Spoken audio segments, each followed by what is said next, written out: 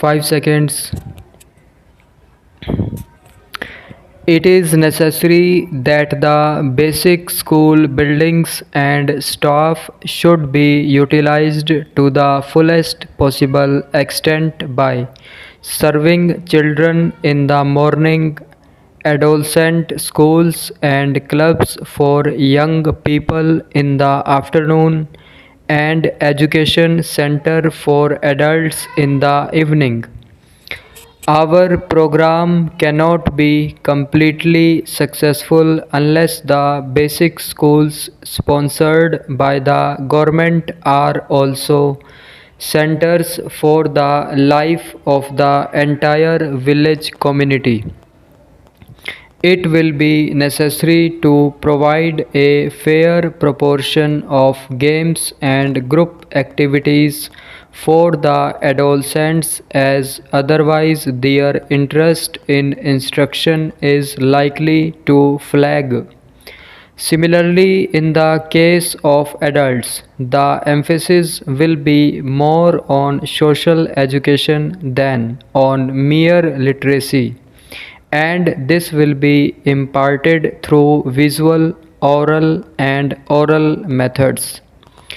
The importance of adequate methods of visual and oral education for adolescents and adults need not be stressed. The Government of India intend to encourage the production of folk drama and rural plays by the villagers themselves. Prizes for the purpose may be given from time to time, and competitions held between different villages or local units. Films can also play a great part in teaching the lessons of citizenship, social responsibility, personal health, public hygiene, physical drill, and other matters of immediate benefit to the community. The radio is also a powerful instrument of oral education, and I have under considerations plans for full utilization of both the films and the radio. I need hardly say that all our educational program will ultimately depend upon the proper education of women. If women take to education, more than half of our problems will be solved.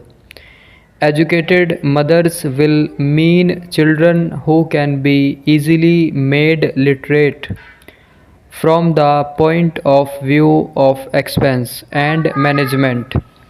It would have been simplest if men and women could be taught through the same agencies. I know, however, that the existing conditions in India will not permit this.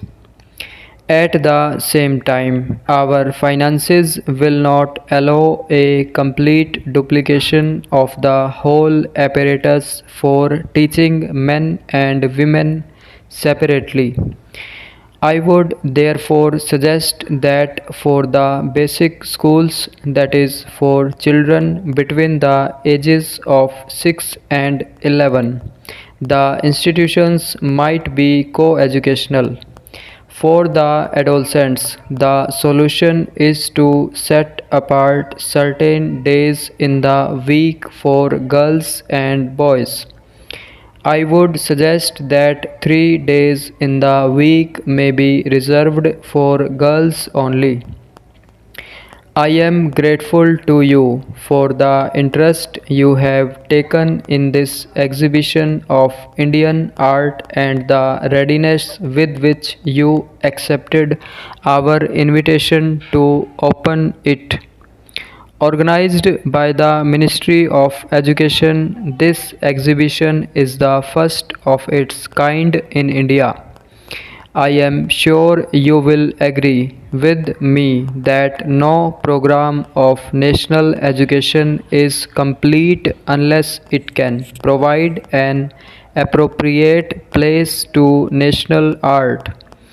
The present exhibition is a recognition of this fact and marks the first step towards the goal which the Ministry of Education has set before itself. The most significant characteristic of this exhibition is that it opens before us a vista of 5,000 years of Indian history in all its continuity and wealth. Its value for educational purposes can therefore be easily grasped. It will, I think, be proper to describe briefly the manner in which the exhibits in this collection were chosen. The Royal Academy of Art in London has been taking a special interest in Oriental art since before the war.